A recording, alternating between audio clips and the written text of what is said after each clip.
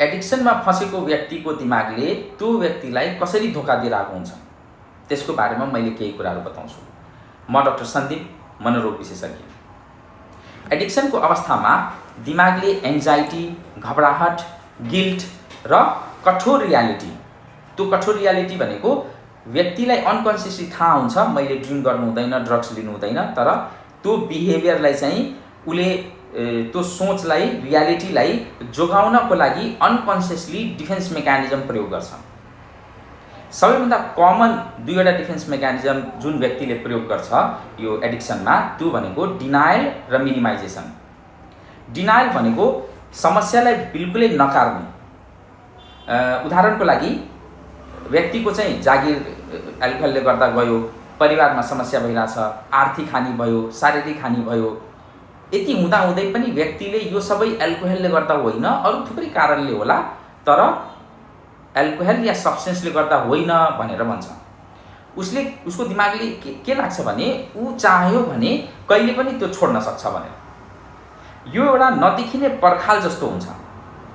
Denial भनेको झुट बोल्नु मात्र होइन, व्यक्तिले झुट त बोलि नै रहेछ, तर उसको दिमागले चाहिँ मैले सही नै बोल्दैछु, यही नै साँचो हो भन्ने जस्तो फिल हुन्छ र यो वास्तविकतालाई स्वीकार गर्न नसक्नु या नचाहनु यो प्राय चाहिँ अनकन्सियस हुन्छ। व्यक्ति साँच्चै विश्वास गर्छ मलाई केही प्रब्लम छैन भनेर। दोस्रो डिफेन्स मेकानिजम मिनिमाइजेसन। यो भनेको समस्यालाई चाहिँ सानो बनाउने। यहाँ व्यक्तिले प्रब्लम छ भनेर स्वीकार त गर्छ, तर त्यसको गम्भीरतालाई चाहिँ नि घटाउँछ। जस्तो कि मैले कहिलेकाहीँ मात्रै हप्तामा एकचोटि पिउँछु भन्छ, मात्रा पनि उसले 2-3 लिटर खाए पनि 100 ml 200 ml मात्र मैले ड्रिङ्क गर्दैछु भनेर भन्छ। ब्ल्याकआउट भयो त्यसलाई इग्नोर गर्छ। म अरू जस्तो चाहिँ खराब छैन, म कहिलेकाहीँ थोरै मात्र पिउँछु भनेर भन्छ, जबकि उसको प्याटर्न हेर्दाखेरि अलि हेभी ड्रिङ्कर नै हुन्छ।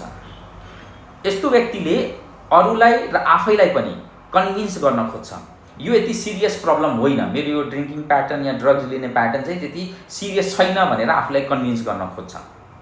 यसको इम्प्याक्ट के हुन्छ भने डिनायल र मिनिमाइजेसन मिलेर एउटा चाहिँ सेल्फ डिसेप्टिभ लुप बनाउँछ। आफैलाई चाहिँ धोका दिनलाई चाहिँ एउटा लुप हुन्छ जसले उसलाई चाहिँ त्यो एङ्जाइटी र गिल्टलाई चाहिँ कम गर्नलाई र यस्तो एडिक्सनलाई चाहिँ कायम राख्नलाई चाहिँ यो सेल्फ डिसेप्टिभ लुप चाहिँ काम गरेर आउँछ। यति मात्रै होइन, यो डिफेन्स मेकानिजमहरूले व्यक्तिलाई चाहिँ ट्रिटमेन्ट लिन चाहिँ ढिलाउँछ र रिकभरीमा लैजानको बाटोमा पनि ठुलो बाधाको रूपमा चाहिँ नि आइरहेको हुन्छ।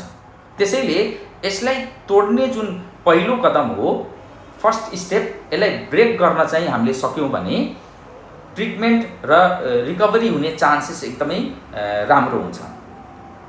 आफूलाई धोका दिन छाडेर वास्तविकता स्वीकार गर्न खोज्यो भने ट्रिटमेन्ट पार्ट चाहिँ एकदम सजिलो हुन जान्छ। त्यसैले एक्सेप्टेन्स नै रिकभरीको पहिलो स्टेप हो भनेर हामीले बुझ्नुपर्छ। एक्सेप्ट गर्यो, प्रब्लम आइडेन्टिफाई गर्यो, त्यसपछि बल्ल सल्युसनतिर हामी जाँदाखेरि रक्सी या लागु पदार्थ नखाई बस्न सक्ने जुन पिरियड छ त्यो लम्ब्याउन सकिन्छ। धन्यवाद।